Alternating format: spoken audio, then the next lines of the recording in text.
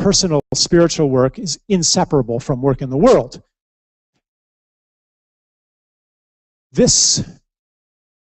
We're growing into this understanding. We live, however, and all of us are in different ways, but we live still among institutions, such as the money institution, that enforce an old story, that pull us back into separation. And it's not just the money institution, it's the media, it's the educational system, it's the political system, it's the medical system. All of these things are in some way based on conquering nature, overcoming nature, on separation in some way. I don't have time to go into all that either, but let's just say that the challenge in front of us right now on a deep level is how do we recreate these systems so that they are in alignment with the new and ancient, but the new story that we are stepping into.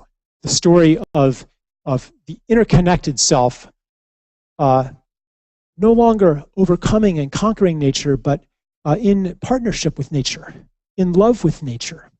How do we reflect that in our institutions? That's what my book is about.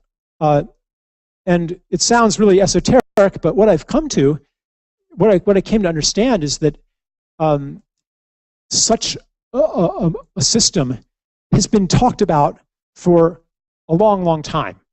So I've gotten a lot from Henry George, Sylvio Gesell, John Maynard Keynes, and other, Frederick Soddy, other people, kind of, some of them in economics, some of them on the fringes of economics. And I guess I mentioned a few of in our little conversation earlier. I mentioned a few of the pieces of it. But I'll list a few of them, and then I'll speak a little bit more on one or two of them. How much time do I have anyway? Well, I'll just, okay, good. And I want to have some time for questions too.